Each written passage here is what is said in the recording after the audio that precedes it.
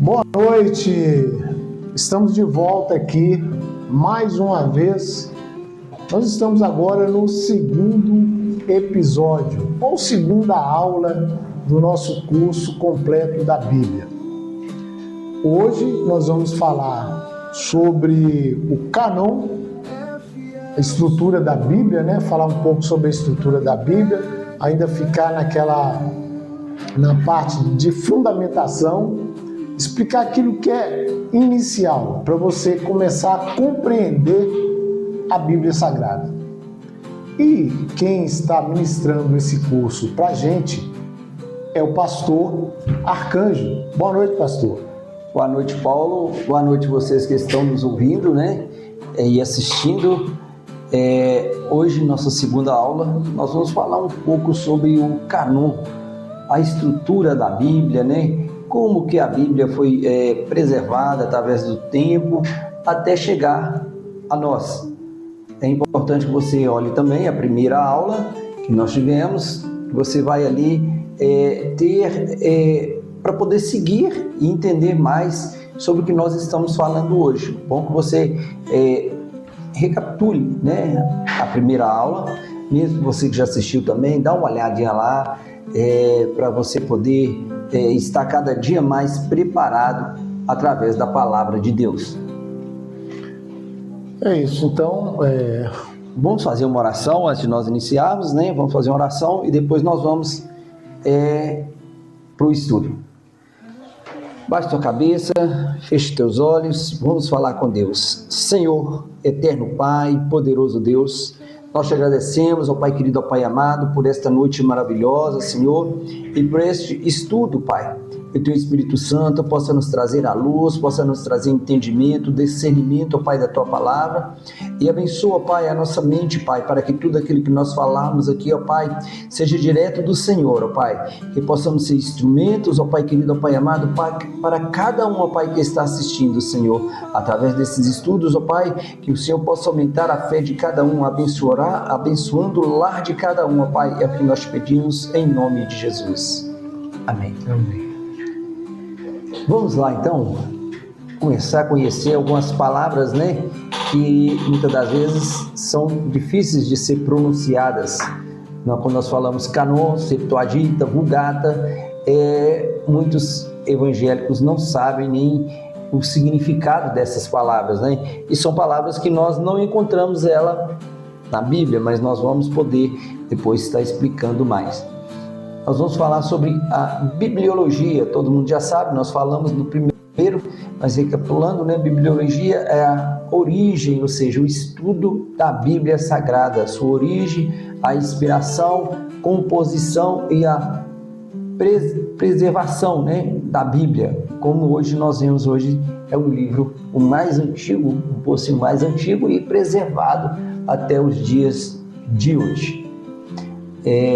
Buscamos compreender, né, com a Bíblia, informando, né, e a consideração sobre a palavra de Deus. A Bíblia é considerada o quê? A palavra de Deus, ou seja, a Bíblia aberta é Deus falando com você. Só uma pergunta, né? Porque hoje vai ser um capítulo ou uma aula mais rápida, né?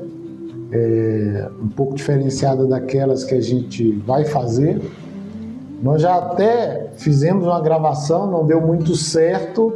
A gente está fazendo uma gravação aqui sem o programa, mas, né, como compromisso, né, a gente tem que fazer aqui, pelo menos adaptado, fazendo diretamente no celular, mas que, mesmo que seja uma aula mais curta, sem mostrar os slides, que foram todos, né, feitos pelo pastor, com muito carinho, para mostrar dentro da gravação, mas vai ser uma aula mais interativa, mais explicativa, né? E se for possível, a gente coloca também no final da aula aqueles slides com explicação de tudo que está sendo falado aqui. Ok, nós vamos passar, depois nós vamos arranjar um jeito de colocar esses slides para vocês estarem até mesmo pegando, né, algumas, como diz, algumas orientações através dos slides, né, e até mesmo algumas referências também, até mesmo com a Bíblia. Amém? Vamos lá. Aprovação do cânon. Primeiro nós vamos explicar o que é a palavra cânon, né? Cânon ou kainon, né? No grego. O que significa? É regra, ou seja, medida ou padrão, a qual a Bíblia foi submetida, os livros da Bíblia foram submetidos para que pudessem ser provados que eles são inspirados por Deus, como está escrito lá, a própria Bíblia já fala, né? Lá em 2 Timóteo 3, né, 15, 16, 17 ali, você vai encontrar lá que toda a Bíblia, toda a palavra, ela é inspirada por Deus. Então, como hoje muitos já ouviram falar, as normas da ABNT, a Anvisa tem norma, não é assim?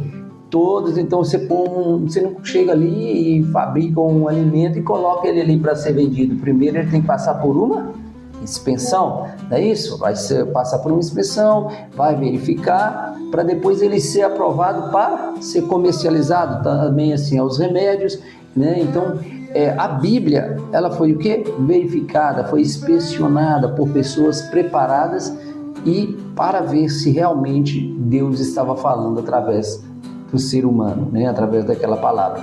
Então, o cânon, é por isso que nós falamos, o cânon são regras para aprovação da Bíblia Sagrada. Interessante, né? E a gente vê que se pegarmos aí, vai ser falado mais para frente, né? Uma Bíblia, a Bíblia ela não foi escrita como se fosse exatamente um livro, não é isso, pastor? Ela não foi um autor que pegou ali e começou a escrever, ou vários autores escrevendo ali conjuntamente para sair tudo ligados, né, um assunto no outro, mas foram vários pergaminhos, vários escritos de discípulos em determinados lugares, né, que não se encontravam, né, e em várias épocas também, e aquilo foram juntados ali e que nasceu a Bíblia, né? Correto. Em diferentes tempos, né? Tempos bastante... a Bíblia levou mais de 2.000 anos para ser escrita, então tem profetas, nós pegamos de Moisés até os apóstolos de Cristo, né? Que é lá no final de 100 depois de Cristo que ela acaba de ser escrita. Então nós temos vários tempos e épocas diferentes, e interessante que elas se unem talvez um livro, ele vai afirmar aquilo que o outro já escreveu há 100 anos atrás. Então, assim, é interessante o poder de Deus para poder, o projeto de salvação de Deus, eu falo assim, né? E deixar o homem ser instruído e capacitado através da palavra de Deus. É para isso que nós estamos aqui, para poder ajudar, né? E aprender também junto como nos cada dia mais nos capacitarmos através da palavra de Deus para sermos melhores, né? Vamos ver a formação do cânon no Antigo Testamento. Fala que é baseado nos escritos conhecidos pelos judeus como inspirados, ou seja, inspirados por Deus, confirmado pelo concílio, né, o concílio de Jamânia, em 90 depois de Cristo. Você vê que aquilo que Moisés escreveu lá atrás, 1500 antes de Cristo, é confirmado só 90 depois de Cristo, né? Dividido em 3 partes, ou seja, Torá, que é o Pentateuco, né, os 5 primeiros livros escritos por Moisés, depois vem os livros dos profetas, livros históricos e livros poéticos, né? Então, Salmos, Provérbios, esses livros são poéticos, né? E na verdade, o pastor está falando aqui sobre esses livros que reuniram aí o início da Bíblia, né? Foram os primeiros. Então, o primeiro autor de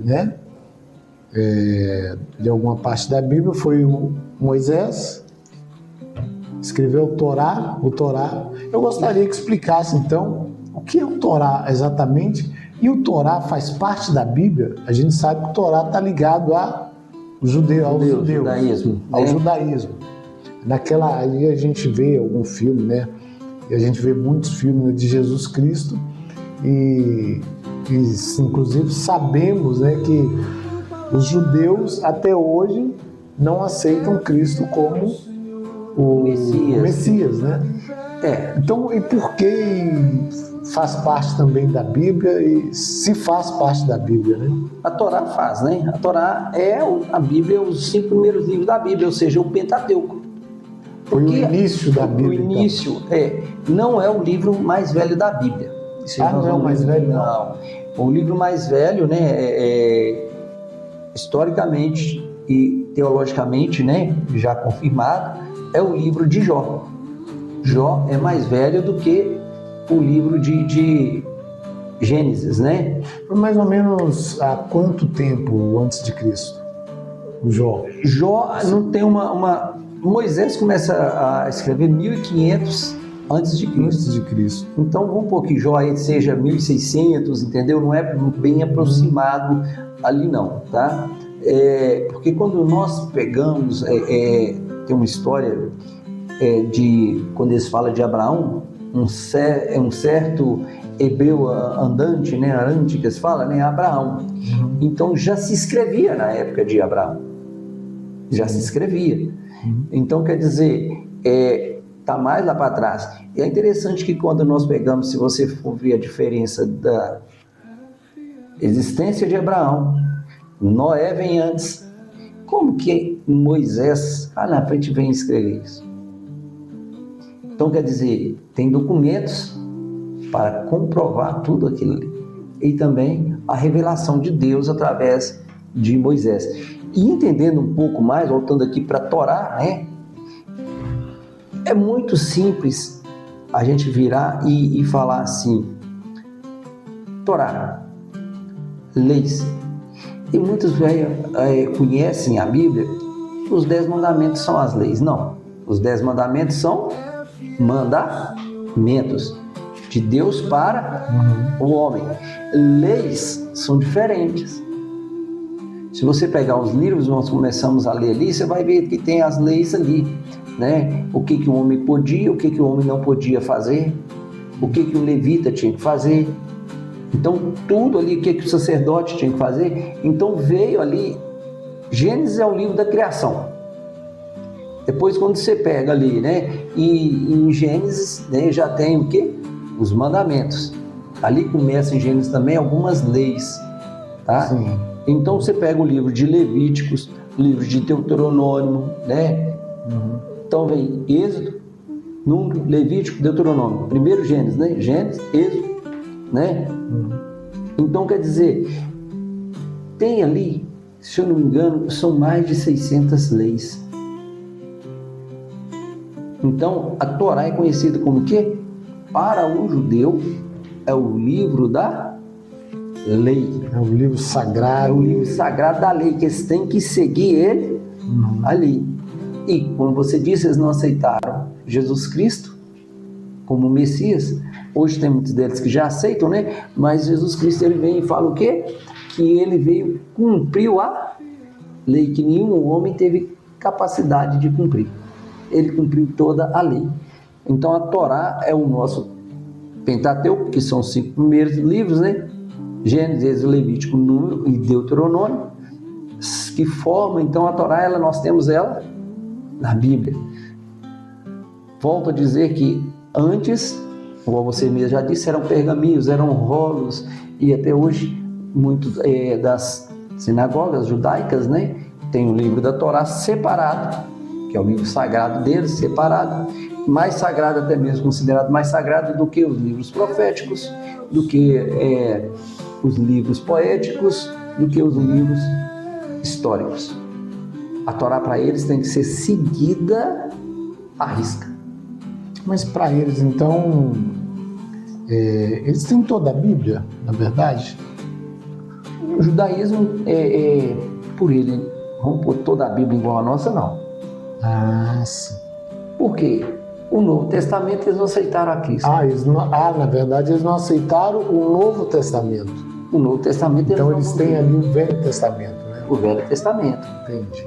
Então nós temos que ver, né, e entender tudo isso, porque é religião, é uma religião, né?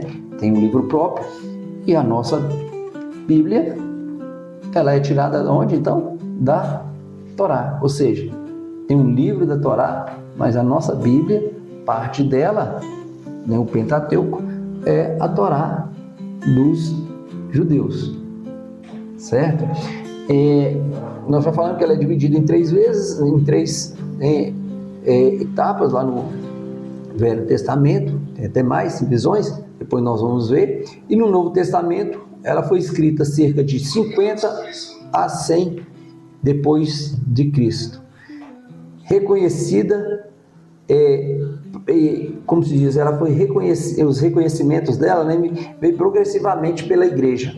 Primeiro de tudo, né, pelos critérios, auditoria, em tudo isso, tá? Auditoria apostólica, autoria, o que é que, então assim, a igreja, né, ortodoxa e universal. Então, quer dizer, não é um livro que ele foi assim, não, é isso aqui que é o livro de Deus, não. Ele foi minuciosamente estudado, minuciosamente passado por uma, como se diz, uma revisão para ver verdadeiramente se comprovava se Deus estava falando. Então teve concílios, homens preparados para isso, né? Em 393 depois de Cristo, em Hipona, e o concílio também de Cartago, né? Em 397 depois de Cristo, e que confirmaram os 27 livros do Novo Testamento. O Novo Testamento, eu falo com você que ele ainda foi mais rigoroso do que o Antigo Testamento. Então o Novo Testamento a partir de qual data mesmo? Ele foi escrito entre 50 a 100 depois de Cristo. A 100 depois de Cristo. E só 393 depois de Cristo que vem um concílio, né? E reúne tudo e vamos estudar. Vamos ver se nós vamos aprovar. Sim. Então tem o primeiro e depois o segundo, muito próximo, né? 393 para 397, 4 anos depois, aí eles vão ser confirmados, tá? Como livros e aceitos, né? Como livros canônicos. Isso na época pelos católicos. Na época mais voltada não só pelos católicos, tá? Já tinha judeus ali no meio também. Judeus também. Porque se nós pegamos ali, vamos lá, o cristianismo, ele nasce da onde? Cristo era um judeu. Sim. Né? Era um judeu.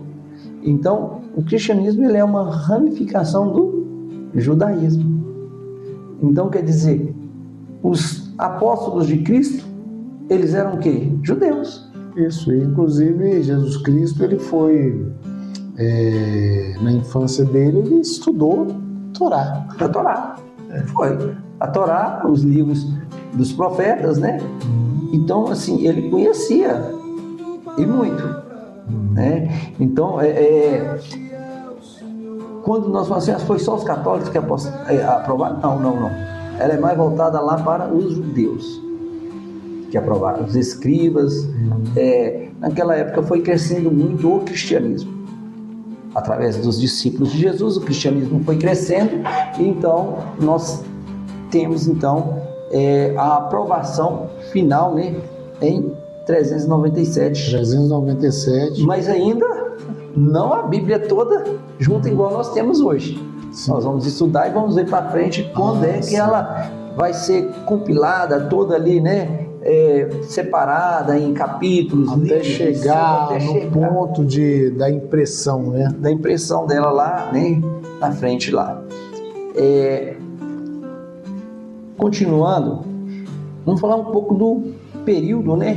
Não sei se vai pegar lá, mas o período interbíblico, né? Aquilo que nós mostramos, né? Que a Bíblia tem uma folha em branco entre Velho? Mateus, Mateus, inicia em Mateus ali, né? Em Mateus. Depois Entre o Velho e o Novo Mateus. Testamento, ou muitos falam Antiga e Nova Aliança. A Bíblia ela tem muitos, né, nomes que eles usam para pronunciar a palavra de Deus, né? Entre Mateus, o último lá é Malaquias, né? Isso, e Mateus, né? Tem uma página entre o Velho e o Novo Testamento que ela é toda em branco, né? Se nós pegamos aqui, ó, o último livro lá, o Malaquias, aí quando você fecha o último livro, nós temos o quê? Uma página toda em branco. Essa página representa o que esse período interbíblico. A Bíblia, né? A maioria das Bíblias foram 400 anos sem Deus falar com 400 a 435 anos sem Deus falar com o ser humano. É um tempo bem, eu falei já, né, a respeito da questão quando eles descem para o Egito, vai o que 430 anos também eles ficam lá no Egito. Então quer dizer, há um mistério aí entre o período que eles ficaram no Egito e o período que Deus fica sem falar com a humanidade. Então depois desses 400 anos, se deu com a chegada de Jesus Cristo? Sim, se deu com... Quando Mateus começou a escrever? Aí, esse período interbíblico, né, vamos pôr assim, sem Deus falar com homem, né, com o ser humano, e nós pegamos até mesmo antes da chegada de Jesus, quando nós vimos o Evangelho, nós vemos que Deus fala com Zacarias. Se bem que Deus falou com João Batista. Zacarias, que é pai de João Batista. Isso. Né? Que o anjo aparece. Zacarias, ele é sacerdote, está sendo sacerdote, e ele estava no plantão e o anjo apareceu para ele e falou com ele. E o anjo falou com ele o quê? A respeito da sua esposa Isabel, que já era avançada de idade e daria um filho a eles, que é João Batista. Então, antes do nascimento de Jesus, o Senhor, quando já faz ali, né, o projeto maravilhoso da vinda do Filho do Homem, ele começa a falar, e a falar com os homens novamente. Ele fala com José, o anjo desce e fala com Maria, né? Então, quer dizer, anunciando, né, a vinda do Messias. Então, ali já começa o Novo Testamento. Você vê que o Novo Testamento ele vem relatando desde o quê? O nascimento, não só do nascimento, mas desde já de Maria ali, né, quando ela vai ficar grávida do Espírito Santo. Então, quer dizer, o fruto do Espírito Santo, aquela semente que é citada lá em Gênesis 3,15, vem o anjo confirmando. Entendi. Então, vem, o Senhor volta a falar com o ser humano, anunciando o quê? O primeiro, né, a descida de Jesus Cristo aqui na terra. João Batista prepara o caminho para que o Senhor possa chegar. Então, mas aí é esse período, como a gente está falando, né, quando ele para lá os profetas. Aí a gente fala assim, Malaquias foi o último profeta. Nós temos que pegar uma cronologia bíblica, aí a gente mostrar. Na primeira aula a gente já falou a respeito disso, né, dessa cronologia bíblica, e mostrar essa cronologia bíblica, para a gente ver qual que antecede, qual que sucede, né, um profeta ao outro, que isso também é muito importante. Entendi. Tá? Só uma pausa. Ô, diretora, pode me falar quanto tempo tem ainda? 6%. Bom, dá para falar mais uns 3 minutos para a gente finalizar, e depois a gente já volta na outra aula com um pedaço desse que a gente vai ter que deixar aqui, né? Vamos lá, então? Então, nós vamos falar o período interbíblico, né? Nós já falamos aí que é os 400 a 430 anos, também chamado de período do silêncio profético, ou seja, cessa os profetas, que na terra Deus para de falar com o homem, e depois vem alguns eventos importantes, tá? Para nós é muito importante, porque a Bíblia chega até hoje onde ela está, tá? Então vem o domínio persa, nós sabemos que o mundo, até o mundo mesmo, é dominado pelos persas, pelos gregos, né? Alexandre o Grande, nos livros diz história, e todos vão ver, né? Depois vem os romanos, que domina também, e tem alguns eventos muito importantes nisso, até mesmo para a gente, cristão, porque Alexandre o Grande, nós sabemos, né, aquela grande, né, a maior biblioteca, né, lá em Alexandria, ali Alexandre querendo enriquecer a biblioteca, ele faz o quê? Vamos traduzir a Bíblia. Aí começou. Vamos fazer agora, eu preciso que a biblioteca seja. Então, para enriquecer, o sentido era esse, tá? Sim. Não era de querer se aproximar de Deus, não, enriquecer a biblioteca. Então ele vai lá e chama Septuaginta, porque ele chama 70, na verdade 72 judeus rabinos instruídos, só eram separados, não era qualquer um que podia pegar e traduzir. Então tinha que ser pessoas o quê? Preparadas, rabinos, mestres mesmo. Chamaram eles e fizeram a proposta de traduzir a Bíblia do hebraico para o grego, não a Bíblia, naquela época, a Torá, os livros dos profetas, né? Traduzir para o grego, e assim foi feito, foi chamado de Septuaginta, primeira vez que ela é traduzida, a primeira tradução, né, na Bíblia da palavra sagrada foi para o grego, saindo do hebraico, do aramaico, né, e para o grego. A Bíblia não foi escrita em latim, uns falam, não, latim é mais na frente, nós vamos ver. Depois o desenvolvimento, né, dos fariseus, né, para eles ficarem mais, né, os saduceus, os escribas, né, e a expectativa da vinda do Messias aumentou. Com isso, a expectativa o quê? Aumenta com os escribas e os fariseus ali, né, coisando. Então, tudo isso é uma forma que a Bíblia vai se renovando através dos séculos para chegar até a nós. Então, pastor, para a gente não ser cortado aí pela bateria que já está finalizando, né? Aí a gente poderia fazer esse corte aqui já com uma oração. Uma oração. Pode fazer até uma conclusão mesmo. Essa conclusão, né? Só oração. Deixando assim para os irmãos, tá bem claro, né? Eu gostaria de deixar esse versículo, depois também nós vamos repetir ele, tá? Lá em Isaías 48, onde diz que seca-se a erva, cai a sua flor, mas a palavra do nosso Deus permanece o quê? Eternamente. Então, agradecer a vocês, né, que estão nos ouvindo, e para você guardar esse versículo e vai buscando dentro da Bíblia, não só durante o nosso curso aqui, né, mas que você possa ir começando a ler a Bíblia e entendendo ela. Nós vamos fazer uma oração para nós terminar, né, e agradecendo a Deus. Senhor, obrigado, Pai querido, ó Pai amado, por mais esse dia, por mais esse estudo, ó Pai querido, ó Pai amado, que o Senhor possa, ó Pai querido, ó Pai amado, estar alcançando as vidas, ó Pai, os lares e as famílias, Senhor. Nós te louvamos, nós te engrandecemos, em nome de Jesus Cristo. Amém. Amém. Pois é, então, por hoje vamos ficar por aqui, devido a problemas técnicos, mas eu acho que foi possível a gente chegar a um determinado ponto interessante do nosso estudo, e com fé em Deus que nos próximos a gente vai estar mais tranquilo. Apesar que no próximo que a gente vai fazer também vai ser fora do estúdio, né? Mas nós vamos passar o conteúdo que vai então finalizar essa parte para a gente entrar em Gênesis já aqui no estúdio. É isso. Uma boa noite a todos.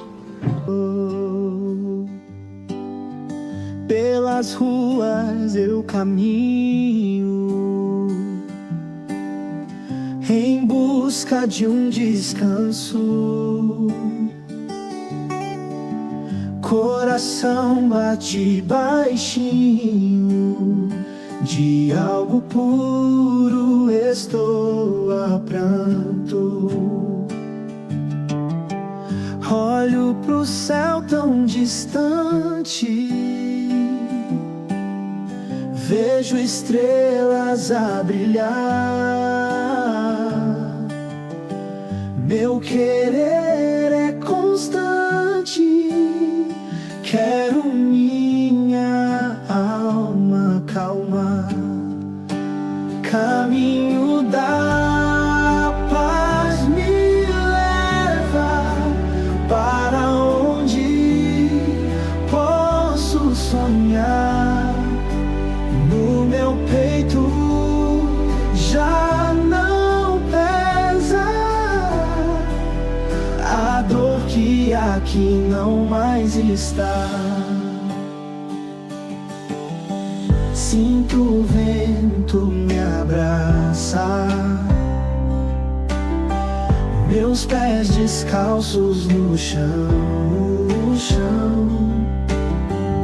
A natureza me canta uma doce canção.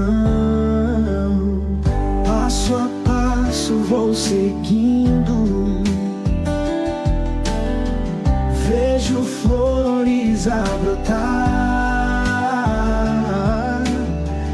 No silêncio vou sentindo minha força a renovar. Caminho da paz me leva para onde posso sonhar.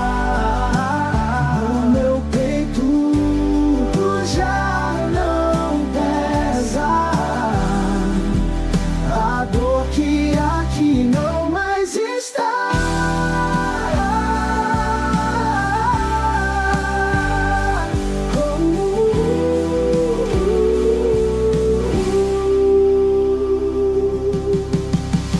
Passo a passo vou seguindo,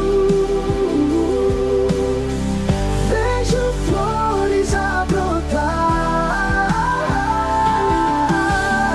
No silêncio vou sentindo minha força a renovar. Caminho da paz me leva para onde posso sonhar. No meu peito já não pesa